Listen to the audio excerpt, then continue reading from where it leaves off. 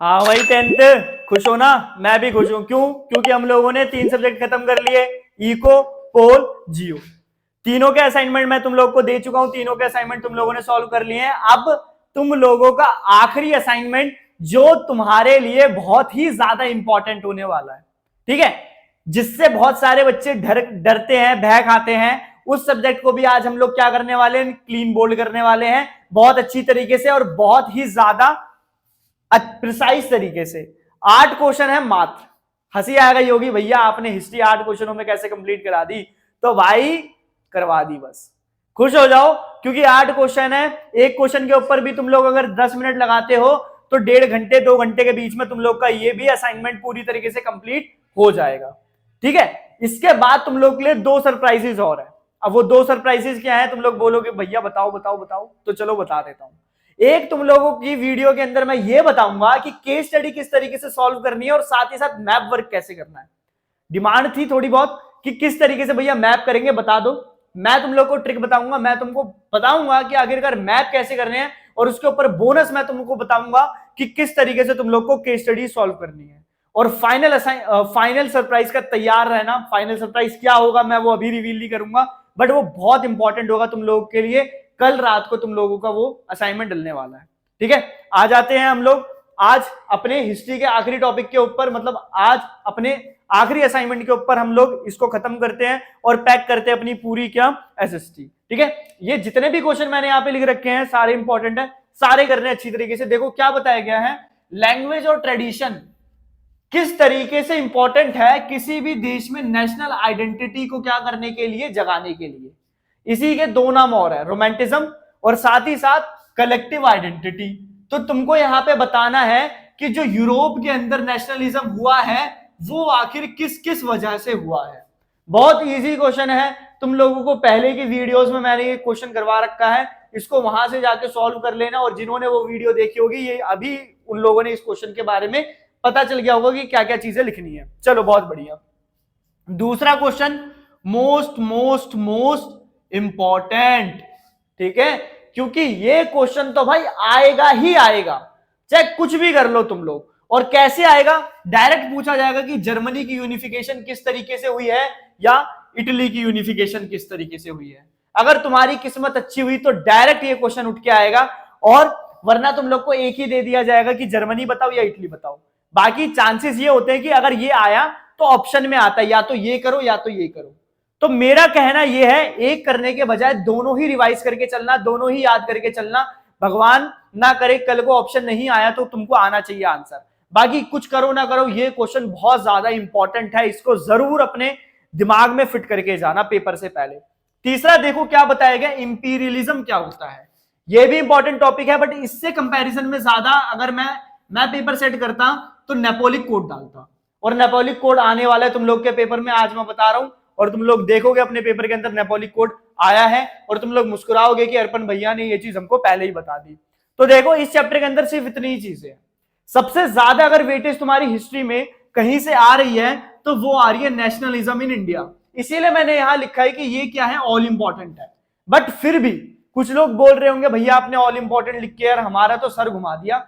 मैंने उसका भी सोल्यूशन करा है कि ऑल इंपॉर्टेंट होने के बावजूद सबसे ज्यादा अगर क्वेश्चन कहीं से बनेंगे तो वो कहां से बनेंगे, non corporation movement, civil disobedience movement. और मैं तुमको ये भी बताता हूं कि कौन सा क्वेश्चन किस तरीके का मेकअप लगा के तुम्हारे सामने आने वाला है, तो उसका मेकअप कैसे धोना है मैं बताता हूं तुम लोगों को कि non corporation movement versus civil disobedience movement. ये एक डिफरेंस अगर तुम लोगों ने कर लिया, तुम लोगों के नेशनलिज्म इन इंडिया में से एक भी नंबर कहीं नहीं जाने वाले। इसकी गारंटी कौन दे रहा है? कौन दे रहा है? अर्पण भैया दे रहे हैं। चलो बहुत बढ़िया।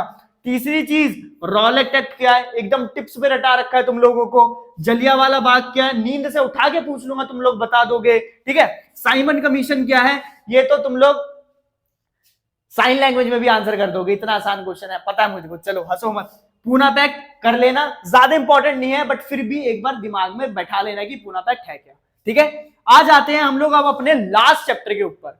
मुझे पता है तुम लोग बोलोगे कि भैया हिस्ट्री में तो 5 चैप्टर है, बट हमारे जो क्वेश्चंस आएंगे वो सिर्फ और सिर्फ इन 3 चैप्टर से आएंगे, इन 3 चैप्टर से आएंगे। इसीलिए मैंने इस वीडियो के अंदर इनको इंक्लूड करा है।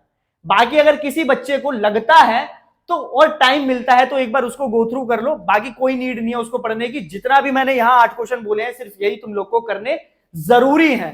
वापस से बोल रहा हूं, क्या है जरूरी, डू और डाई है तुम लोग के लिए। करोगे तो बढ़िया, नहीं करोगे तो फंसोगे, देख लेना, ठीक है। प्रिंट रेवोल्यूशन क्या था ये बताना तुम लोग को, बड़ा इजी सा क्वेश्चन है, बहुत अच्छे से बता सकते हो। और हाँ एक चीज और कि इंडिया के अंदर कलेक्टिव आइडेंटिटी कैसे आई है, एक ये वाला क्वेश्चन इंडिया में भी डाल देना, ठीक है। कैसे आई है इंडिया के अंदर कलेक्टिव आइडेंटिटी, नेशनल एंथम बनाया गया है, बहुत तरीके के पोस्टर्स बनाए गए हैं, या क्या कहते हैं स्लोगन्स बनाए गए हैं। तो ये सारी चीजें जो थी इंडिया के अंदर वो तुमको यहां पे लिखनी है। उसके बाद तुमको ये बताना है, ये क्वेश्चन फेवरेट है, ठीक है, ये क्वेश्चन फेवरेट हो सकता है एग्जामिनर का इस बार, कि प्रिंट कल्चर ने या प्रिंटेड प्रेस ने किस तरीके से औरतों की लाइफ को और जो अनपढ़ लोग होते हैं, जो पढ़े लिखे नहीं होते हैं, उनकी लाइफ को भी अफेक्ट करा है किसने, प्रिंट कल्चर ने। तो तुमको ये पता होना चाहिए। Very good.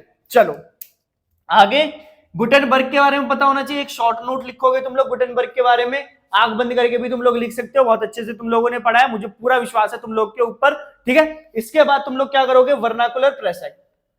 ये क्या होता है ये भी मैंने तुम लोग को बता रखा है, कि अगर मैं अंग्रेजों के खिलाफ कोई चीज छापूंगा उनको बिना बताए, तो वो मेरी प्रिंटिंग प्रेस को क्या कर देंगे, बंद कर देंगे। वो क्या था, वर्नाकुलर प्रेस एक्ट। बहुत बढ़िया। अब लास्ट क्वेश्चन, ठीक है, लास्ट क्वेश्चन है, मुस्कुरा लो थोड़ा सा क्योंकि हिस्ट्री भी हम लोग क्या कर देंगे, खत्म कर देंगे। वो क्या है कि नेशनलिज्म को, इंडियन नेशनलिज्म को किस तरीके से प्रिंट कल्चर ने अफेक्ट करा है। तो इसका आंसर मैं तुम लोग को थोड़ा सा बता देता हूं कि इंडिया के अंदर प्रिंट कल्चर ने नेशनलिज्म को बहुत अच्छे से अफेक्ट करा है। बहुत सारे नेताओं ने छोटे छोटे अपने न्यूज़पेपर बनाए अपने लोकल लैंग्वेज में, जिनमें उन्होंने अपने व्यूज लिखे, थॉट्स लिखे और उसको सर्कुलेट कर दिया पूरे इंडिया के अंदर।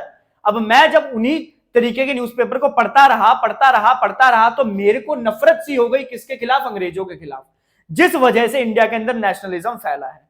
तो मैंने तुम लोगों को मात्र 8 क्वेश्चनों में तुम्हारी पूरी हिस्ट्री 20 नंबर की तुम्हारे हाथों में रख दी है, ठीक है। तो इसको कंप्लीट करो और अब अपने पहले सरप्राइज के लिए वेट करो, जो कि किस चीज से रिलेटेड है, तुम लोगों के केस स्टडी से रिलेटेड और तुम्हारे मैप से रिलेटेड।